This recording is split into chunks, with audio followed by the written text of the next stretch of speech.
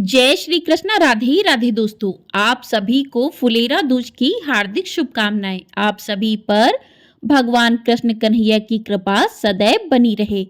हिंदू पंचांग के अनुसार फाल्गुन मास के शुक्ल पक्ष की द्वितीया को फुलेरा दूज के नाम से जाना जाता है। इसे अबूझ मुहूर्त के रूप में भी माना जाता है, क्योंकि इस दिन कोई शुभ या मांगलिक कार्य करना उत्तम और शुभ माना जाता है। इस दिन जो भी मांगलिक कार्य किए जाते हैं, उस पर किसी भी प्रकार का कोई दोष या अशुभ प्रभाव नहीं पड़ता। इस कारण से लोग इस दिन मांगलिक कार्य का आयोजन करते हैं। इस दिन भगवान श्री कृष्ण की पूजा किए जाने का विधान है। आज हम सभी फुलेरा दूज से जुड़ी हुई कथाएं सुनेंगे। ये कथाएं बहुत ही शुभ हैं। आप सभी इनका श्रवण अवश्य करें, क्योंकि भगवान की हर कथा शुभ और मंगलमय होती है। तो आइए प्रभु का नाम लेकर कथा को आरंभ करते हैं। तो प्रेम से बोलिए भगवान श्री कृष्ण की जय। तो प्रिय श्रोताओं, एक बार कुछ ऐसा हुआ कि भगवान श्री कृष्ण बहुत दिनों तक राधा रानी से मिलने वृंदावन नहीं जा पाए थे। ऐसे में राधा रानी अत्यंत दुखी हो गई। राधा रानी का यह दुख देखकर सिर्फ ग्वाल और गोपियां ही नहीं, बल्कि मथुरा के सभी पेड़ पौधे और फूल भी मुरझाने लगे। यह बात जब श्री कृष्ण को पता चली, तो वह शीघ्र ही राधा रानी से मिलने के लिए वृंदावन आ पहुंचे। कान्हा के आगमन का समाचार सुनकर वियोग में जल विहीन मछली की तरह छटपटा रही श्री राधा रानी का मुखमंडल खिल उठा। गोपियां भी बहुत प्रसन्न हुई। सूखते हुए पेड़ पौधे और फूलों में एक बार फिर से जान आ गई और वे फिर से महल की भांति हरे भरे हो गए। उस समय कन्हैया ने इन फूलों को तोड़कर राधा रानी पर फेंकना शुरू कर दिया। इसके बाद हमारी श्री राधा रानी भी प्रसन्न होकर उन पर फूल बरसाने लगी। यह देखकर गोपियां और ग्वालियां सब एक दूसरे पर फूल बरसाने लगी। कहा जाता है तभी से फुलेरा दूज का यह पर्व बहुत ही धूमधाम से मनाया जाने लगा और हर वर्ष मथुरा में इस दिन फूलों की होली खेलने की परंपरा शुरू हो गई। बोलिए कृष्ण कन्हैया लाल की जय, राधा रानी की जय। आइए अब सुनते हैं दूसरी पौराणिक कथा, जिसके सुनने मात्र से ही भक्तों की सभी मनोकामनाएं पूर्ण हो जाती हैं। प्रिय श्रोताओं, एक संत थे जो वृंदावन में रहा करते थे। श्रीमद् भागवत में बड़ी निष्ठा थी उनकी। उनका प्रतिदिन का नियम था कि वे रोज एक अध्याय का पाठ किया करते थे और राधा रानी जी को अर्पण करते थे। ऐसे करते करते उन्हें 55 वर्ष बीत गए, पर उनका एक दिन भी ऐसा नहीं गया जब राधा रानी जी को भागवत का अध्याय न सुनाया हो।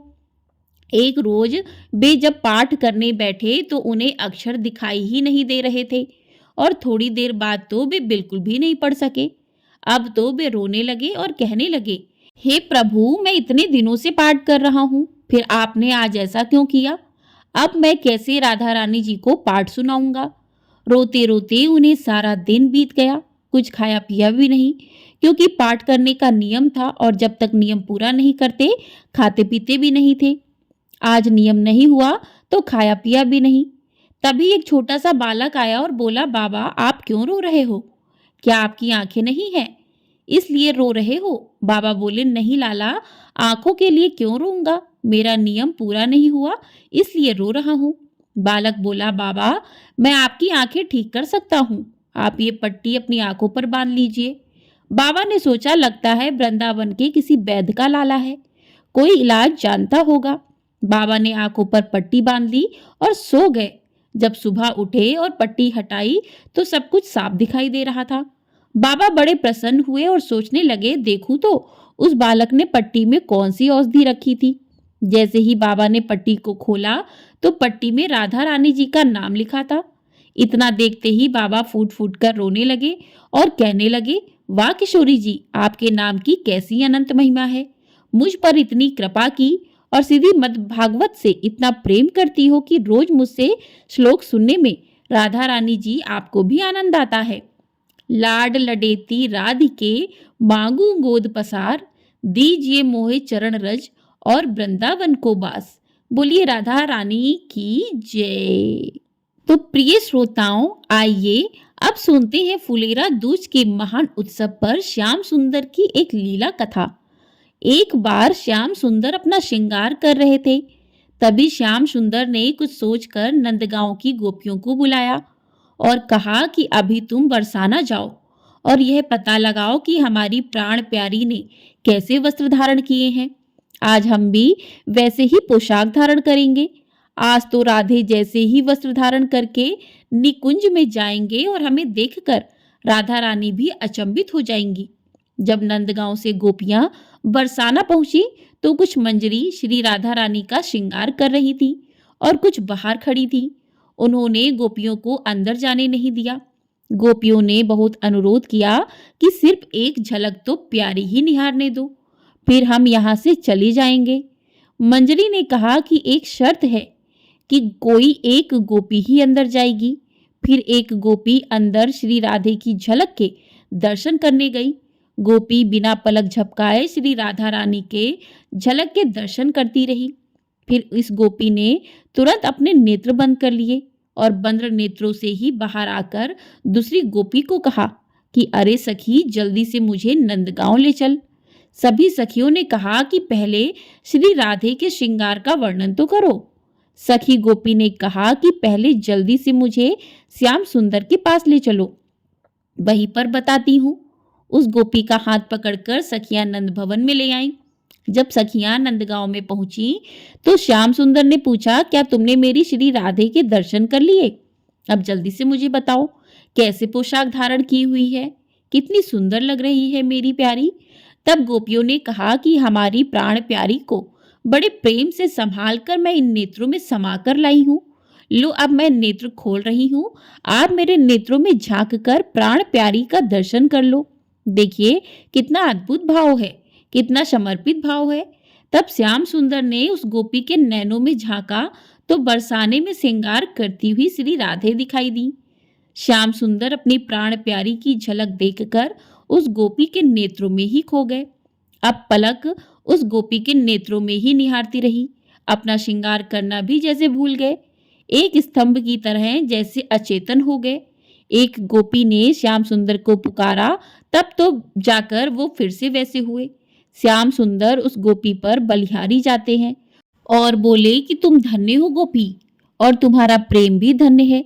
तुम्हारे प्रेम ने तो नंद भवन में बरसाना दिखा दिया है। फिर श्याम सुंदर ने श्री राधे जैसा ही श्रृंगार और पोशाक धारण की।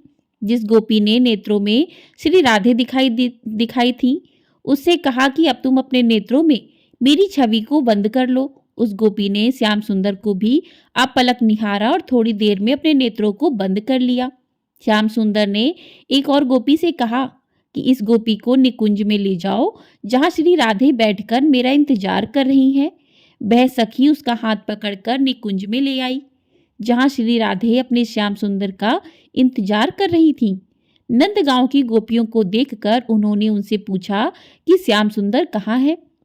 जिस गोपी के नेत्र बंद थे, उसने कहा कि श्याम सुंदर मेरे नेत्रों में समा गए हैं। ऐसा कहकर उस गोपी ने अपने नेत्रों को जैसे ही खोला तो श्री राधे भी उसके नेत्रों में झांक कर अचंभित सी हो गई। उस गोपी के एक नेत्र में श्रृंगार करती हुई बरसाना में श्री राधे दिखाई दे रही थी और दूसरे नेत्र में श्रृंगार करते हुए नंद भवन में श्याम सुंदर दिखाई दे रहे थे।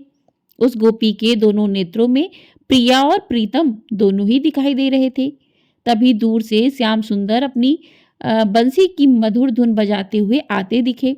दोनों एक दूसरे को देखकर अचंभित हो रहे थे, क्योंकि जैसा श्रृंगार उस गोपी के नेत्रों में दिखाई दे रहा था, वैसा ही श्रृंगार दोनों ने किया था।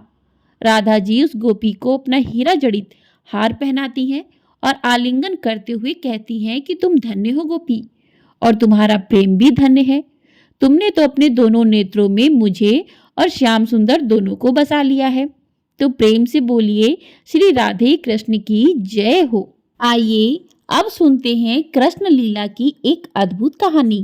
प्रिय श्रोताओं, एक बार की बात है कि यशोदा मैया प्रभु श्री कृष्ण की शैतानियों से तंग आ गई थी और छड़ी लेकर श्री कृष्ण जी की ओर दौड़ी। जब प्रभु ने अपनी मैया को क्रोध में देखा तो वह अपना बचाव करने के लिए इधर उधर भागने लगे। भागते भागते श्री कृष्ण जी महाराज एक कुम्हार के पास पहुंचे। कुम्हार तो अपने मिट्टी के घड़े बनाने में व्यस्त था, लेकिन जैसे ही कुम्हार ने श्री कृष्ण जी को देखा तो वह बहुत प्रसन्न हुआ। कुम्हार जानता था कि श्री कृष्ण जी साक्षात परमेश्वर हैं। तब प्रभु ने कुम्हार से कहा, कुम्हार जी, आज मेरी मैया मुझ पर बहुत क्रोधित हैं। मैया छड़ी लेकर मेरे पीछे आ रही हैं। भैया जी, मुझे कहीं छुपा लो। तब कुम्हार ने श्री कृष्ण जी को एक बड़े से मटके के नीचे छुपा दिया। कुछ ही क्षणों में यशोदा मैया भी वहां आ गई और कुम्हार से पूछने लगी, क्यों रे कुम्हार, तूने मेरे कान्हा को कहीं देखा है क्या? कुम्हार ने कह दिया, नहीं मैया, मैंने कन्हैया को नहीं देखा। कृष्ण जी महाराज ये सभी बातें बड़े से गड़े के नीचे छुपकर सुन रहे थे। मैया तो वहां से चली गई। अब प्रभु श्री कृष्ण जी कुम्हार से कहने लगे कि कुम्हार जी, यदि मैया चली गई हो तो मुझे इस घड़े से बाहर निकालो। कुम्हार बोला, ऐसे नहीं प्रभु जी, पहले मुझे 84 लाख योनियों के बंधन से मुक्त करने का वचन दीजिए। भगवान मुस्कुराए और कहने लगे, ठीक है, मैं तुम्हें 84 लाख योनियों से मुक्त करने का वचन देता हूँ। अब तो मुझे बाहर निकाल दो। तो कुम्हार कहने लगा, मुझे अकेले नहीं प्रभु जी, मेरे परिवार के सभी लोगों को इन 84 लाख योनियों के बंधन से मुक्त करने का वचन दोगे तो मैं आपको इस घड़े से बाहर निकालूंगा। तब भगवान श्री कृष्ण जी कहने लगे, चलो ठीक है, उनको भी 84 लाख योनियों के बंधन से मैं मुक्त करने का वचन देता हूँ। अब तो मुझे घड़े से बाहर निकाल दो। अब कुम्हार कहने लगा, बस प्रभु जी, एक विनती और है, उसे भी पूरा करने का वचन दे दो तो मैं आपको इस घड़े से बाहर निकाल दूंगा। भगवान बोले, वह भी बता दो, क्या कहना चाहते हो? कुम्हार कहने लगा कि प्रभु जी, जिस घड़े के नीचे आप छुपे हो उसकी मिट्टी मेरे बैलों के ऊपर लाद कर लाई गई है। मेरे इन बैलों को भी 84 के बंधन से मुक्त करने का वचन दीजिए। भगवान श्री कृष्ण जी ने कुम्हार के प्रेम पर प्रसन्न होकर उन बैलों को भी 84 के बंधन से मुक्त होने का वचन दिया। प्रभु बोले, अब तो तुम्हारी सब इच्छा पूरी हो गई है, अब तो मुझे घड़े से बाहर निकाल दो। तब कुम्हार कहता है, अभी नहीं भगवान, बस एक अंतिम इच्छा और है, उसे भी पूरा कर दीजिए।